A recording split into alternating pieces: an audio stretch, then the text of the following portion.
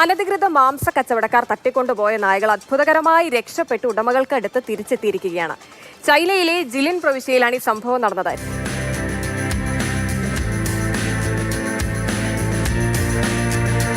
Social media ഏറ്റെടുത്തൊരു ദൃശ്യമാണ്.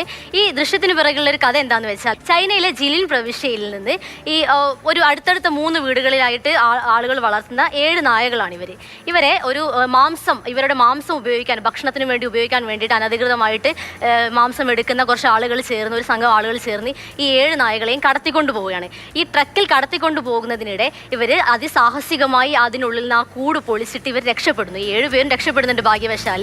എന്നിട്ട് അവർ രക്ഷപ്പെടുന്നു. അങ്ങനെ അവർ രക്ഷപ്പെട്ട് അവരുടെ ഉടമയുടെ അടുത്തേക്ക് പോകുന്ന ഈ കാഴ്ചയാണ് ശരിക്കും പറഞ്ഞാൽ ഈ ദൃശ്യത്തിൽ നമുക്ക് കാണാൻ പറ്റുന്നത്. ആ ദൃശ്യമാണ്, അങ്ങനെ ആ യാത്ര, അതിജീവന യാത്രയാണ് ഈ ദൃശ്യത്തിലുള്ളത്. ഏറ്റവും ആദ്യം ആ മുന്നിൽ നിൽക്കുന്നത് ഒരു കോർഗി ഇനത്തിൽപ്പെട്ട ഒരു കുഞ്ഞൻ നായയാണ്. ആ നായയാണ് ഇവരെ നയിക്കുന്നത്. ഇതിന്റെ പിറകിൽ ഏറ്റവും പിന്നിലായിട്ട് ഒരു ഗോൾഡൻ റിട്രീവറും ഉണ്ട്. അതിന് നടുക്കാണ് മറ്റു നായകളെല്ലാവരും നടന്നു പോകുന്നത്. ഈ ഒരു കാഴ്ചയ്ക്ക് പിന്നിൽ ശരിക്കും പറഞ്ഞാൽ നമ്മൾക്ക് നമ്മളെ വളർത്തുന്ന ഉടമകളോടുള്ള ഒരു കൂറും ഒരു വിശ്വസ്തതയും, അതുപോലെ അവരോടുള്ള സ്നേഹവും, അതുപോലെ ഈ നായകൾക്ക് തന്നെ പരസ്പരമുള്ള ഒരു സ്നേഹവും, അവരുടെ ഒരു ബുദ്ധിയുടെയൊക്കെ കാര്യങ്ങളാണ് ഈ ഒരു കാഴ്ച. അതിൻ്റെ ഒരു നേർചിത്രമായിട്ടാണ് ഈ കാഴ്ചയെ നമുക്ക് കാണാൻ സാധിക്കുക.